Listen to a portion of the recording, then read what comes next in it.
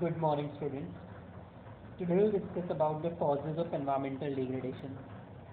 As we have discussed in our earlier videos, that there are various types of pollution, like air pollution, noise pollution, and soil pollution. Okay. Now we will be discussing about the causes of these types of pollution. Okay. The very first cause is population explosion. As we know that India is among the most populated countries, so the pressure of population is on the land. Okay. Due to this, the forest land or the agricultural land has been increasingly converted into the industrial as well as residential land, or the for residential as well as industrial purposes. Okay.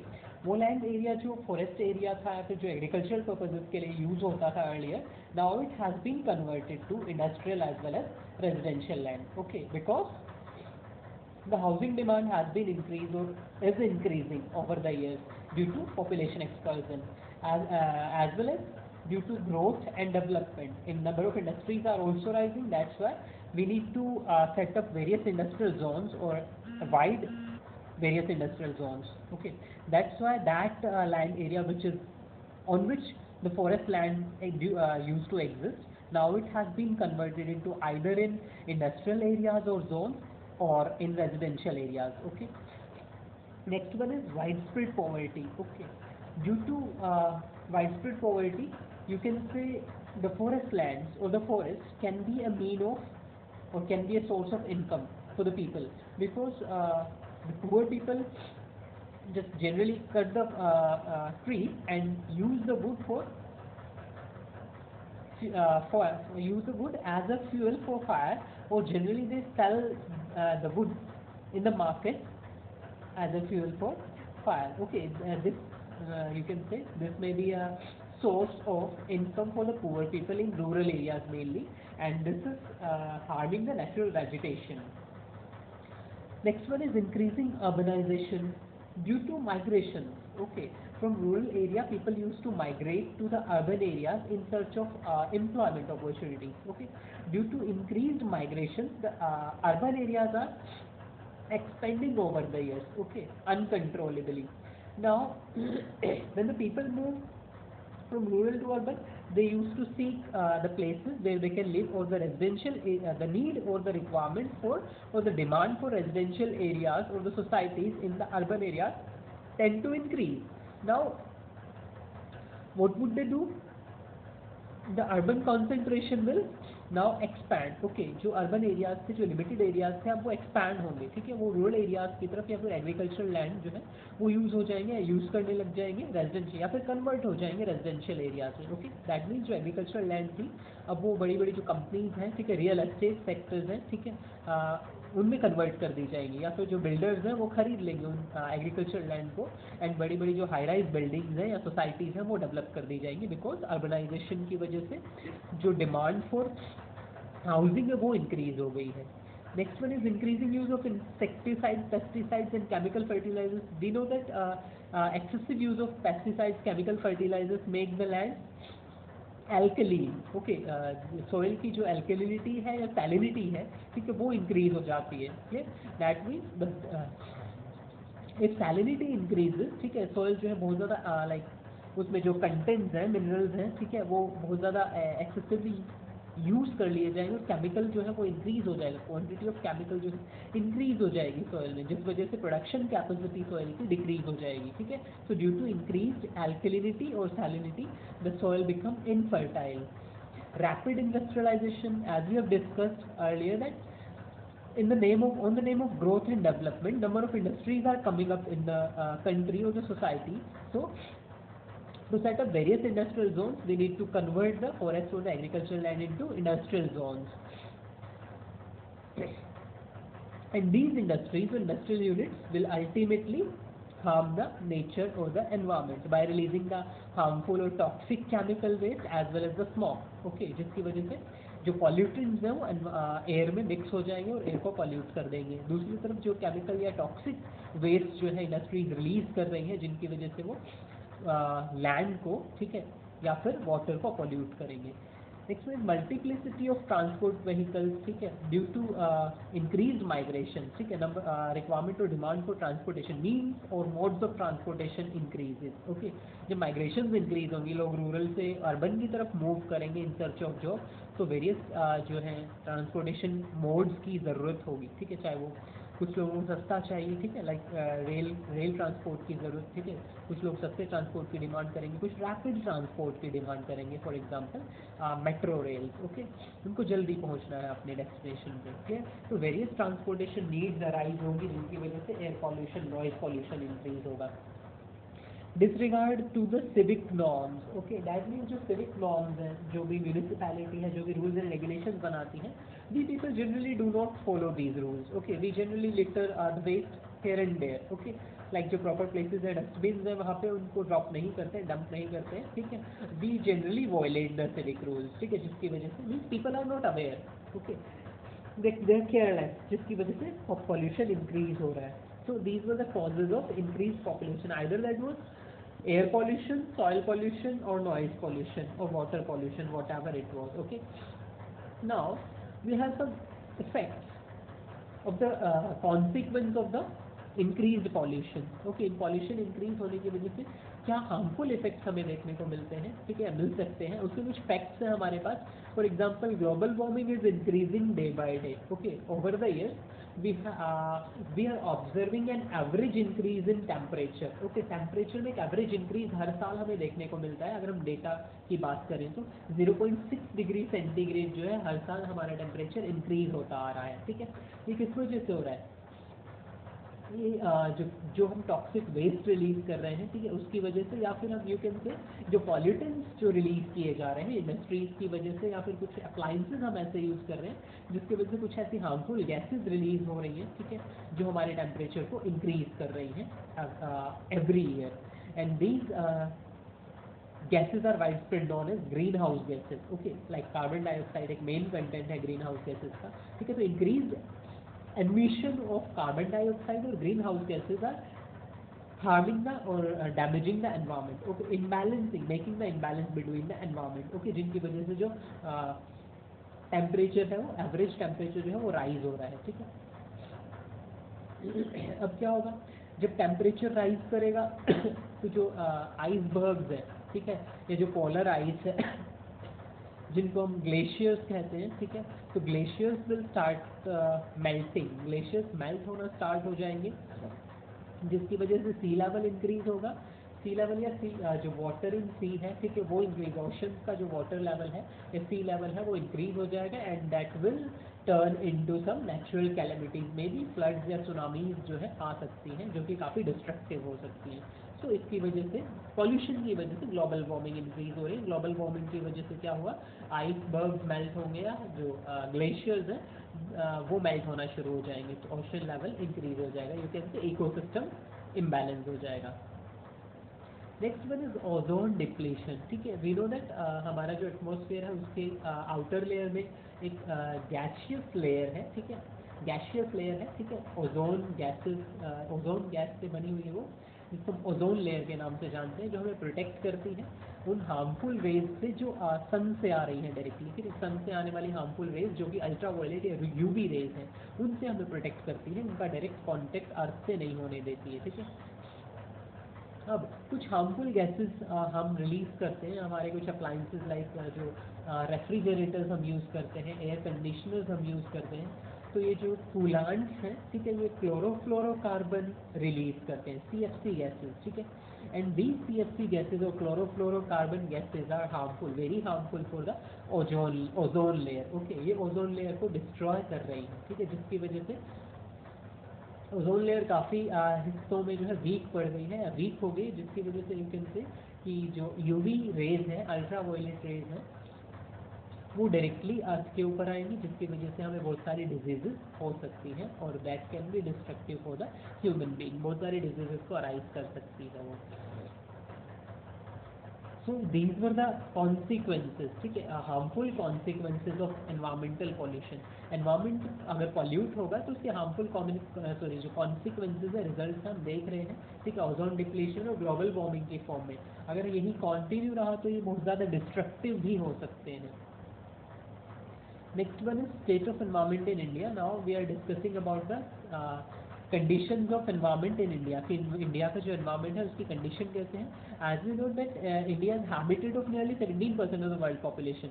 Okay, because we have already discussed that we are among the most populated countries. And okay. And we occupy 2.5% of the world's geographical area. Okay, 17% population world की India में रहती है, लेकिन geographically हम देखें तो हम सिर्फ 2.5 जो लैंड एरिया है, 2.5% लैंड एरिया वर्ल्ड का, ठीक है, वही हम ऑक्यूपाई करते हैं जोग्राफिकल एरिया. ठीक है, तो उस हिसाब से हम कह सकते हैं कि कितना ज़्यादा प्रेशर है पॉपुलेशन का लैंड के ऊपर. अब पॉपुलेशन जैसे जैसे इंक्रीज होती है तो पॉवर्टी इंक्रीज होती है. तो ऐसा रिजल्ट भी हमें देखने को मिला है कि इंडिया में जो पॉवर्टी है वो काफ़ी ज़्यादा है. Near about 21.8% of the country's population is below poverty line.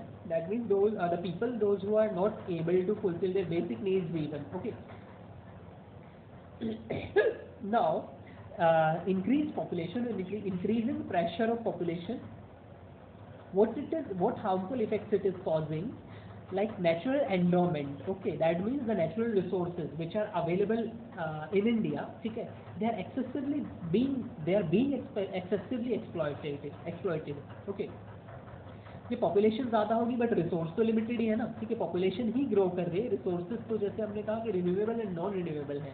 तो जो रिन्यूएबल रिसोर्सेज है उनको भी काफ़ी टाइम लगता है रीजनरेट या रिप्लेनिश होने में. ठीक है, लेकिन पॉपुलेशन जो है हमारी काफ़ी ज़्यादा तेज़ी से इंक्रीज हो रही है. ठीक है, तो इसकी वजह से एक्सेसिव एक्सप्लॉयटेशन हो रहा है रिसोर्सेज का, क्योंकि हमें सर्वाइव करने के लिए रिसोर्सेज के ऊपर तो डिपेंड रहना पड़ेगा. ठीक है, so due to increase population और rapid rise in population, the resources are being excessively used or they are being exploited rapidly.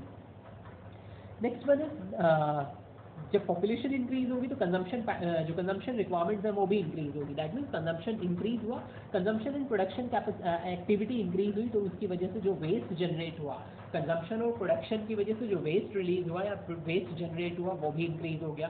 Because due to increase in population, production and consumption activity started increasing. As a result, the waste material which are being released by production as well as consumption activity has also increased. Okay, so waste इतना ज़्यादा increase हो गया कि हमारी absorption capacity के beyond चला गया. ठीक है, तो waste जो है वो ऐसे ही पड़ा है, absorb हम नहीं कर पाते हैं उतना ज़्यादा, जिस वजह से pollution increase हुआ.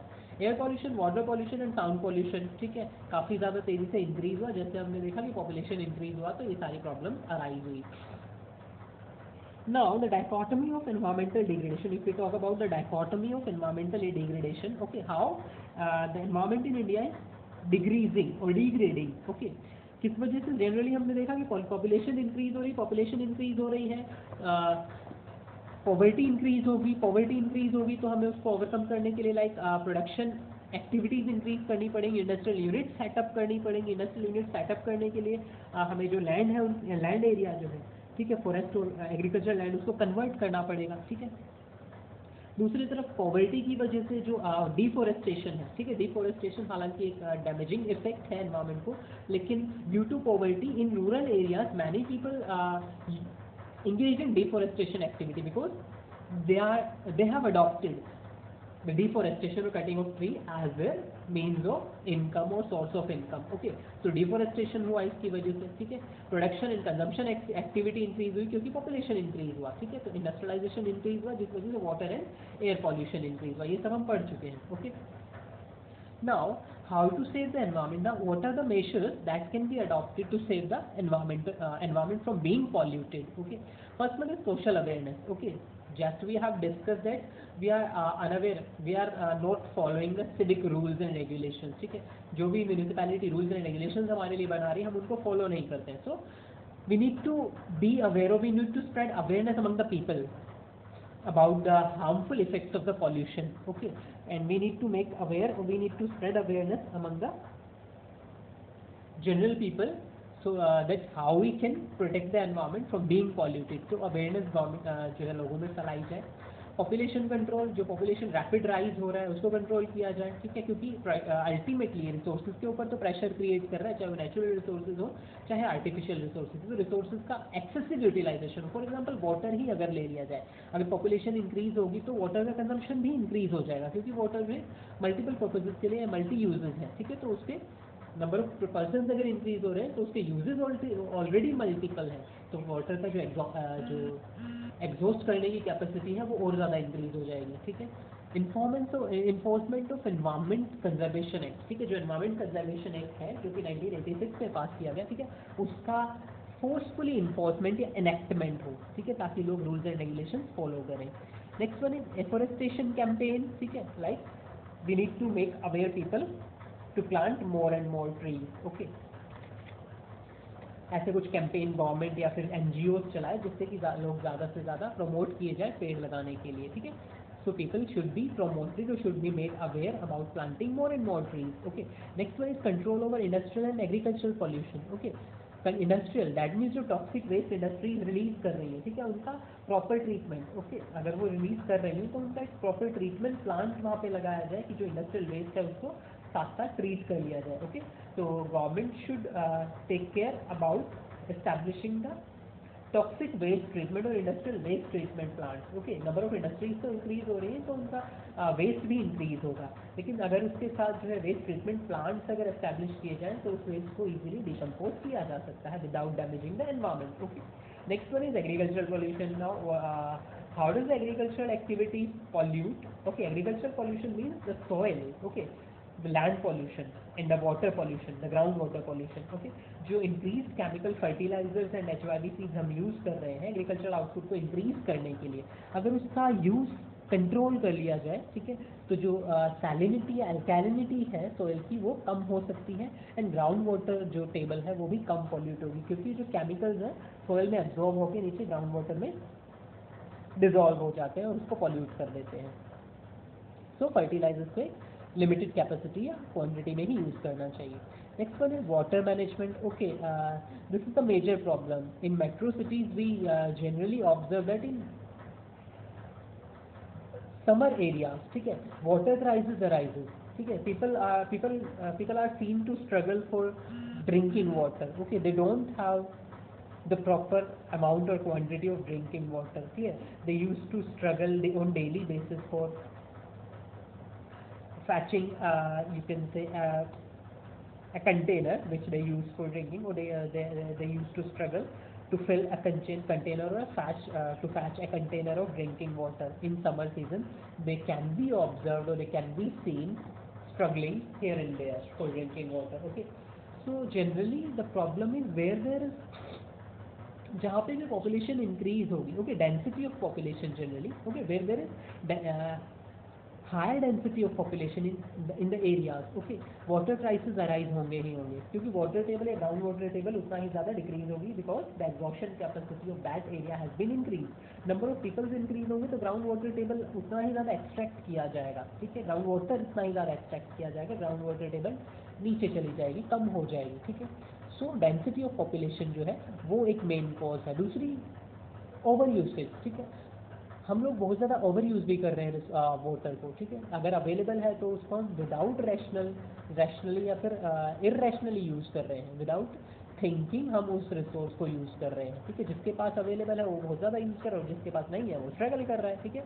सो we need to use it rationally because we know that it is being at a point of time or nowadays it is being extracted more than its regeneration capacity, ठीक है, बारिशें उतनी ज़्यादा या rainfall उतनी ज़्यादा नहीं होती जितना ज़्यादा हम ग्राउंड वाटर को एक्सट्रैक्ट कर रहे हैं, जिस कैपेसिटी या जितनी स्पीड से हम उसको एक्सट्रैक्ट कर रहे हैं, ठीक है। So we need to use it rationally, okay, we need to conserve, we need to like you can say जो वाटर ट्रीटमेंट प्लांट्स हैं, ठीक है, जो रेन वाटर हार्वेस्टिंग प्लांट्स हैं वो एस्टैब्लिश किए जाने चाहिए ताकि जो है ज़्यादा से ज़्यादा जो रेन वाटर है उसको स्टोर किया जा सके और उसको यूज़ किया जा सके। Next one is management of solid waste, जो इंडस्ट्रियल वेस्ट है, जो सॉलिड वेस्ट है, ओके, लाइक पॉलीथीन है एंड अदर वेस्ट, ठीक है, which are not easily decomposable, जिनको इजीली डिकम्पोजेबल नहीं किया जा सकता है, डिकम्पोज नहीं होते हैं, ठीक है, उनका भी प्रॉपर लाइक डिकम्पोज करने के लिए प्रॉपर मैकेनिज्म बनाया जाए, ठीक है, दे शुड बी ट्रीटेड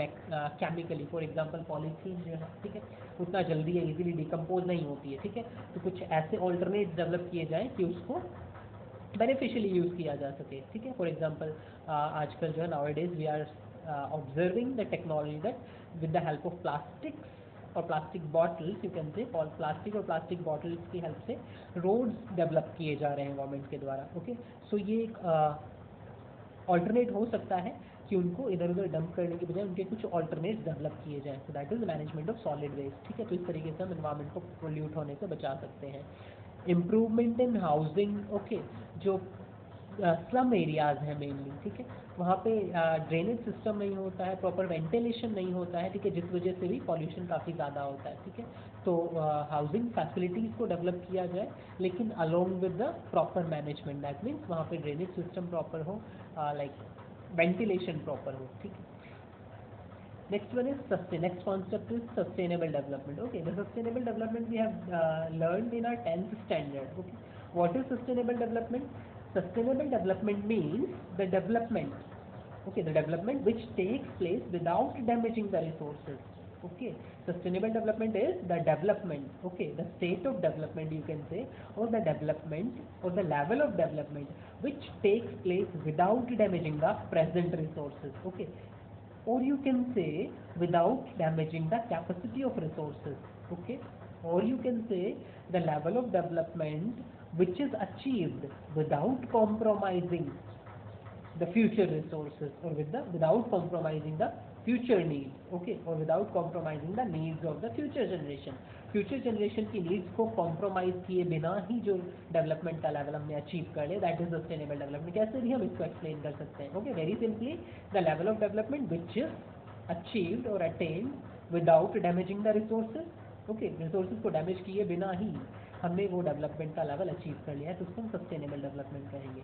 या फिर the development which is attend और achieved without compromising the needs of future generation, future generation की नीड्स को कॉम्प्रोमाइज़ किए बिना या उनको स्टेक पे रखे बिना ही हमने, ठीक है, स्टेक मीन्स उनको हमने दाव पे नहीं लगाया है, ठीक है, without putting the needs of future generation at stake, development which is achieved, ठीक है, that is known as sustainable development, okay. So mainly the problem is, the point is we need to preserve the resources, हमें resources को development के नाम पे exploit नहीं करना है, ओवर यूज नहीं करना है, बिकॉज वो resources, okay, we need to preserve the resources, why, because these resources will also be used by our next generation, वही रिसोर्सेज हमारी नेक्स्ट जनरेशन भी डेवलपमेंट के लिए यूज करेगी, okay, that's why we are saying कि sustainable development क्या है, वो डेवलपमेंट जो रिसोर्सेज को डैमेज किए बिना ही अचीव कर ली गई है, that is sustainable development, okay. So we need to keep remember that the resources which we are using nowadays for our growth or development, okay, we have borrowed these resources from our next generation, उन resources को हमने next generation से borrow किया है। For example अगर हम soil की बात कर लें, ठीक है, तो जो लैंड जिससे हम आज ग्रेन प्रोड्यूस कर रहे हैं या क्रॉप्स ग्रो कर रहे हैं, वही लैंड या लैंड होल्डिंग हमारी नेक्स्ट जनरेशन भी यूज़ करेगी, ठीक है, तो उसकी फर्टिलिटी को मेंटेन करना हमारी रिस्पॉन्सिबिलिटी है, क्लियर, क्योंकि वो सॉइल, वो लैंड या वो रिसोर्स हमसे ही बिलोंग नहीं करता है, वो नेक्स्ट जनरेशन से भी बिलोंग करता है, एज वी हैव, जैसे कि वो रिसोर्स जो हम यूज़ कर रहे हैं, ठीक है, वो हमें हमारे जो एंसेस्टर्स हैं, फोर फादर्स हैं, उनसे मिला है एज ए गिफ्ट, ओके, या फिर लेगेसी है वो हमारी, लेगेसी में मिला है, विरासत में मिला है, ठीक है, as we have received the resources as a legacy of our forefathers, हमारे पूर्वजों की विरासत के रूप में हमें मिला है, so we have to endow the same resources to our next generation as a legacy, ठीक है, हमें अपनी जो नेक्स्ट जनरेशन है उनको भी सौंपना है उन रिसोर्सेज को विरासत के रूप में, ठीक है, तो उनको मेंटेन करना है, प्रिजर्व करना हमारी रिस्पॉन्सिबिलिटी है, okay, that's why we need to focus on sustainable development, development तो हो लेकिन रिसोर्सेज को डैमेज किए बिना, okay. Now the features of sustainable development, sustained rise in real per capita income and economic welfare, okay, like growth तो हो, real per capita increase rise तो हो, लेकिन सस्टेन्ड मैनर में। दैट मीन्स हम रिसोर्सेज की कैपेसिटी को कम ना करें। फॉर एग्जांपल एग्रीकल्चरल लैंड, हम अपनी आउटपुट तो इंक्रीज करें, लेकिन साथ साथ उसकी सॉइल की फर्टिलिटी को रिड्यूस ना करें कि बहुत ज़्यादा केमिकल फर्टिलाइजर्स हम यूज़ करे जा रहे हैं कि हमारा तो आउटपुट इंक्रीज हो जाएगा, लेकिन फ्यूचर जनरेशन का जो आउटपुट है वो अफेक्ट होगा, क्योंकि सॉइल की फर्टिलिटी रिड्यूस हो जाएगी।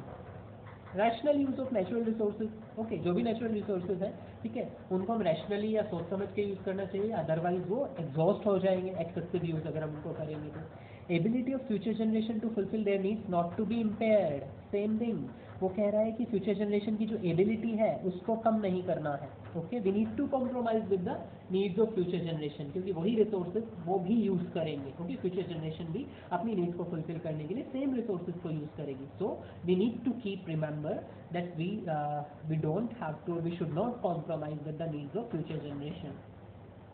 We need not, we don't have to achieve the development at the cost of the needs of future generation। उनकी जनरेशन की उनकी नीड्स की कॉस्ट के ऊपर हमें अपनी डेवलपमेंट अचीव नहीं करनी है।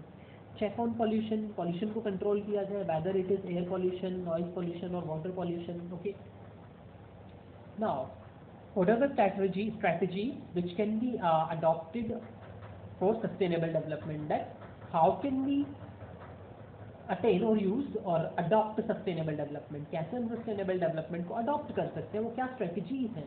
First one is input efficient technology. Okay, ऐसी टेक्नोलॉजी यूज करें जो इनपुट एफिशिएंट हो, दैट मीन्स इनपुट्स को डिस्ट्रॉय ना करें। Inputs mean the resources, okay, जो भी रिसोर्सेज हम यूज कर रहे हैं उनको डिस्ट्रॉय ना करें, उनकी कैपेसिटी को अफेक्ट ना करें, ऐसी टेक्नोलॉजी हम यूज करें। ओके, मतलब आउटपुट को तो इंक्रीज कर दे वो, लेकिन रिसोर्सेज की कैपेसिटी को डैमेज या अफेक्ट ना करे।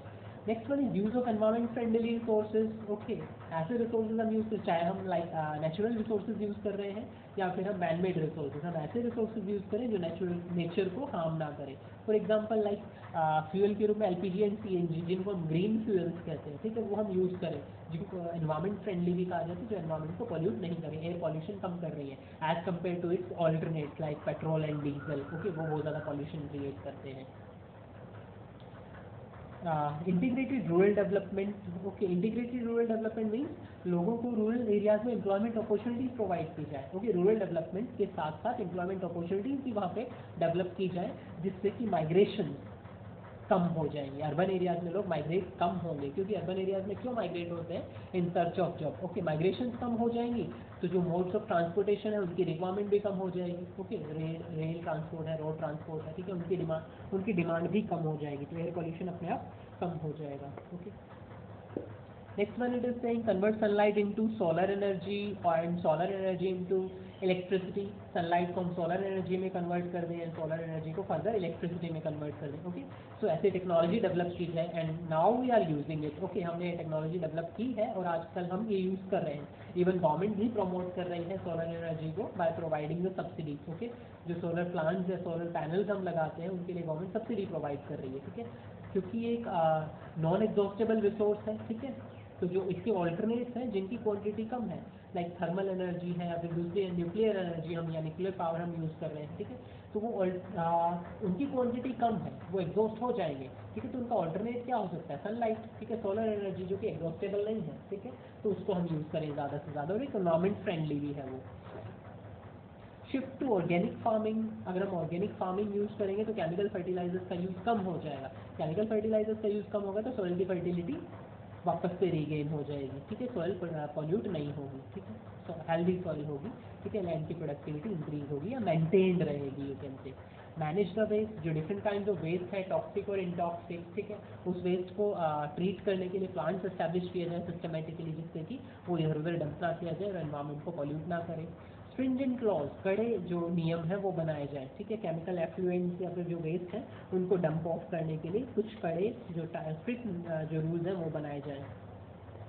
Awareness to conserve natural assets. Okay, जो नेचुरल एसेट्स हैं, फॉरेस्ट हैं, वाटर है, ठीक है, उनको कंजर्व करने के लिए, ठीक है, कुछ अवेयरनेस लोगों में फैलाई जाए। Means we need to make people aware about the importance of natural resources. Okay, और द नेचर और द हैबिटेट्स। ठीक है, उनके बारे में लोगों को अवेयर किया जाए कि वो कितने इंपॉर्टेंट है हमारे लाइफ के लिए। क्लियर। फॉर एग्जांपल अगर हम ले सकते हैं तो जैसे बहुत पहले हम ऑब्जर्व करते हैं कि चिपको मूवमेंट जो हुआ था, ठीक है, like in Rajasthan, in which the people of that like you can say tribe area, ठीक है, उन एक पर्टिकुलर ट्राइब एरिया के जो लोग थे उन्होंने अपने फॉरेस्ट को लाइक कटने से बचाने के लिए, ठीक है, एक मूवमेंट किया जिसमें उन्होंने क्या चिपको जैसे नाम से कि वो पेड़ से चिपक गए थे, एक बंदा एक पेड़ से चिपक गया और जो लाइक काटने वाले थे वो पेड़ नहीं काट पाए, ठीक है, कि पेड़ उन्होंने कहा कि पेड़ काटोगे तो साथ में हमें भी काटना पड़ेगा तुम्हें, ठीक है।